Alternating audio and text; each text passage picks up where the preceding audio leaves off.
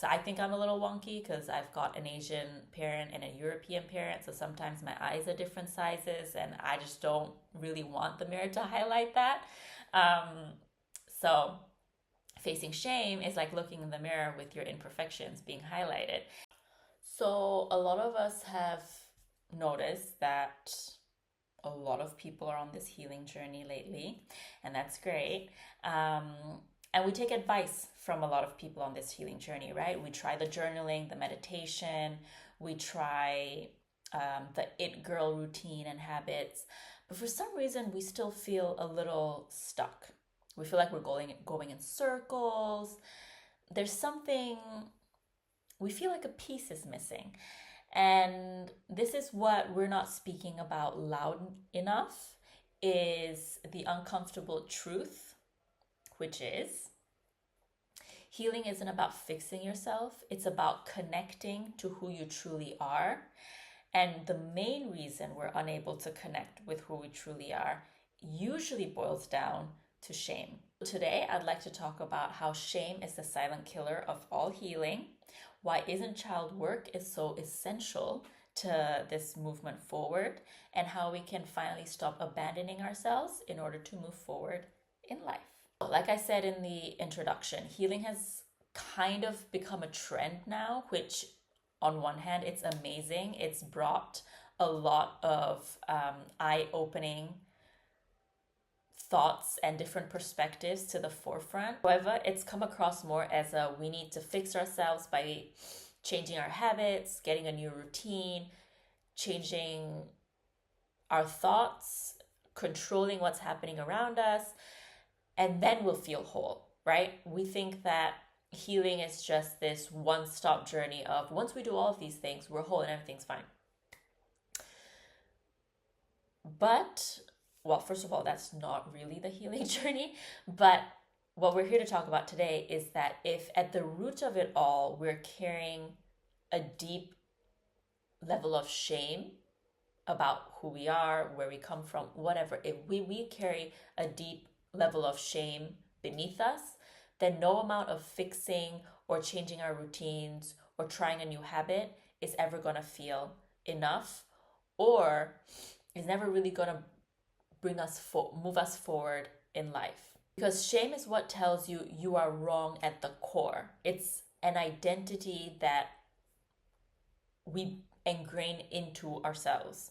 So a lot of times, because of this shame, we build behaviors such as people-pleasing tendencies, perfectionism.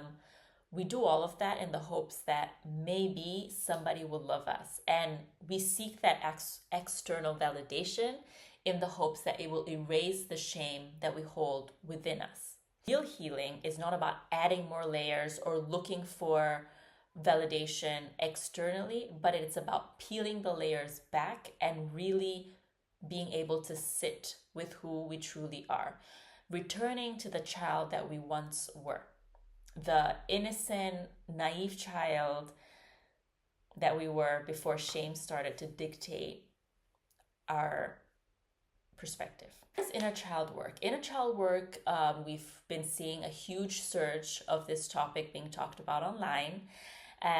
So let's break it down just a little bit. So the inner child is the version of you who experienced the world from a very raw, pure lens, right? Think about it. A child that's come onto this earth, what do they know, right? It is our caregivers and our environments that teaches us the different perspectives. And so perhaps this child learned over repeated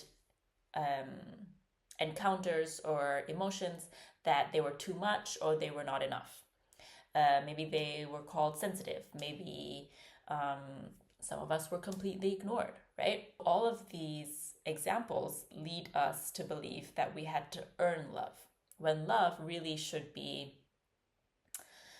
unconditional. It should have just come naturally to us from our caregivers. But unfortunately, in these environments we were raised in, we were made to believe that it had to be earned. So because we're kids and we're wired for survival, shame starts stepping in, and shame tells us there's something wrong with us. That's why we're not being loved for who we are, right? And naturally, if at our core we believe that there's something so wrong with us that people cannot love us, as adults, we wouldn't want to connect with ourselves because we fear that if we become who we are or if we connect with who we are, nobody's going to love us. And that reinforces this belief, this limiting belief that we hold within us. And we don't want to reinforce such a negative limiting belief, do we? So when we try to, what was that? So when we try to stay with who we are, um, because our subconscious mind only wants to protect us, even if the voices are telling us, we're not worthy, just don't go there, you're never going to be loved anyway. Whatever these voices are telling us, even if they're even if they're a familiar hell, we would choose them over an unfamiliar heaven because the subconscious mind does nothing but protect us, and it protects us by keeping us in familiarity, in familiar situations. Because only in familiar situations can you sort of analyze what's going on, and we kind of think that we can predict what to do to ensure we don't get that same pain. But, well, if you're in hell, it's going to be painful anyway. So, if we do not address shame directly, we would actually be keeping ourselves, which really is the inner child within, far away from us. And so while we meditate and journal and do the affirmations and just, and maybe some of us go to therapy, right? It's never going to really feel like you're making steps forward because we're not meeting ourselves at who we are at the core. And meeting ourselves at the core is scary because if we've shunned it away for so long, well, the first question is, do we even know who we are? And then obviously for some that might turn into an existential crisis almost, right? And it's when we face shame, it's like looking in the mirror, but that mirror is highlighting our imperfections. And none of us want to look into the mirror and see like a huge zit. None of us want to see the mirror and, whatever you think about. And so obviously our nervous system will try to resist it in order to try and protect us. So when we face these old identities of people pleaser or perfectionist, right? Our subconscious mind is going to try and fight it and be like, no, that's safe. We should just keep doing that because that's all we know. Keep living that role. When are we actually going to connect with ourselves? Like if we keep living this role of a perfectionist, how are we going to know who we really are and what we're really capable of outside of that, right? Because a lot of times we're perfectionists, not in a role that makes us happy, but in a role that would lead us to the most external validation possible. So we're just living somebody else's truth, somebody else's story, somebody else's goal. Sometimes we take on other people's goals and achieve it for them and leaves us with this sense of emptiness, which further reinforces the disconnect we have with ourselves because we're achieving these goals. We should be happy, but we're not happy because, well, it's not really my goal to begin with, right? The way to heal is to let that inner child breathe. I know, it's scary. And so one of the ways that we can allow ourselves to start meeting ourselves in the mirror is also start speaking to ourselves compassionately. So when we see these identities that we no longer want to identify with, or we no longer want to run the show, we can compassionately show up and say, thank you for protecting me. We are safe now. I would just like to see what the other possibility is. Right? Start a little slow with yourself. Just be like, no, I just want to peek. And then slowly that peek turns into like a full view. And then it turns into one step forward, another step forward, right? Take it easy with yourself. That's, we all deserve compassion and understanding. And it is also important to hold ourselves and remind ourselves that we were never too much, we were never not enough, and we are allowed to love ourselves for who we are, for the steps that we're taking, for how far we've made it. Because at the end of the day, whatever we've done, knowingly or unknowingly, came from a place of survival. Until we heal, until we're able to see our inner child and really make the strides forward, we're all living from a place of survival. Of course, it's scary because we've been running from it, or we've not been taught to face it with safety. So why would we want to do something that's scary or potentially dangerous in our subconscious mind, right? So here are very simple steps that we can take, such as noticing the voice of shame. So if the critic sounds like, what is wrong with you? You're not good enough. It's always your fault. Stop right there. Because that's shame speaking, not the truth. We may have played a part in a situation, but it can never be entirely our fault. Okay?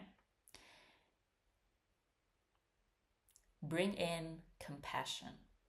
So start talking to yourself and the inner child, not in the toxic positivity of like, oh, you're just so perfect. Because naturally, when we're doing this work, believing the complete opposite of something we've been holding on to is going to make it harder for us to move forward. So in the more genuine patience kind of compassion, which is, how do we feel about that situation? What do we think we can do next time, right? In a very, just imagine there's a child in front of you. How would you speak to that child?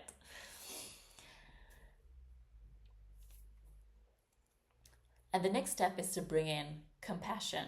So talk to the inner child, not in the toxic positivity, but genuine patience. So it's not, oh my God, you're perfect. Don't worry about that. We can just move on already. Because when our subconscious mind is so used to being the problem, if we say, no, we're perfect, it's polar opposite, which will make it even more dangerous for us to believe and shut it down even more. So it's genuine patience in the sense of, was it all my fault? Well, not really.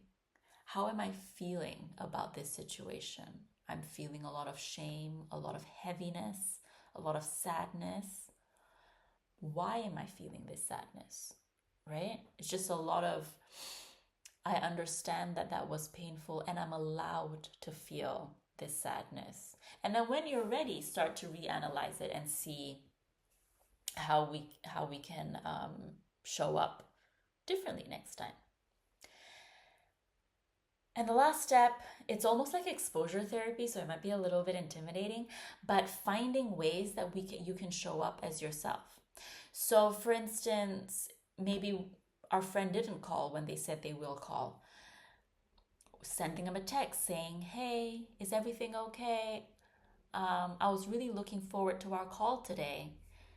Are you free? Please let me know when you're free. Or I'll be free next Tuesday at lunchtime, right?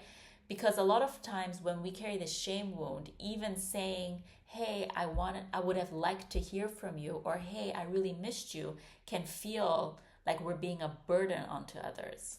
When in reality, sharing how you feel about other people actually is quite helpful for connecting with others and also gauging how you feel about other people, right? And then in turn, how other people will connect with you.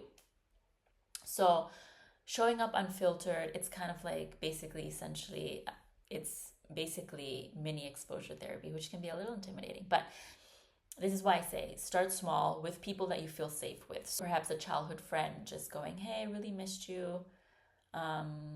Or even if you didn't miss a call, if you haven't spoken to someone in a while, but you have been thinking about them, a quick text to just be like, hey, how's it going? Been thinking about you lately. Are you free for a chat?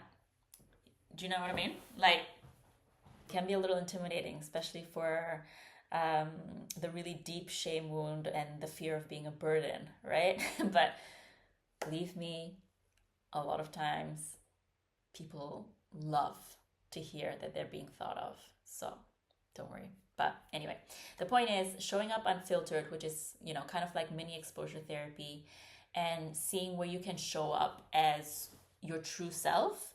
And naturally, it would help if the first few times we do this exposure therapy, it's done in a place where we know we're going to be safe, right? So we do that practice run first before taking it out there into the real world, let's call it. So remember that healing isn't about becoming someone new, but it's about returning to who you are before shame convinced you otherwise. Healing is there to remind us that we're not broken, we were just severely, severely disconnected. And the choice to reconnect with yourself starts whenever you decide to. That's the beautiful part about healing. You get to decide when, where, and how. It's all in your hands. Seem a little scary. It is also very liberating to know that the movement forward is up to you. It's all up to you. How fast you want to go, how slow you want to go, what modalities you want to pick up. It's all you. Yay. So if you're ready to do this one-on-one work, I have a free reshame. I always do that. Reframe your shame workbook down below. It's completely free. I hope it helps. And if you'd like to actually dive deeper, there is a link in my bio for a free 15-minute consultation. And then I go into one-on-one work. So it's not about quick fixes or surface level hacks. It is about building a relationship with yourself so that shame is no longer in the driver's seat. So check out all my links and I'll see you in the next one.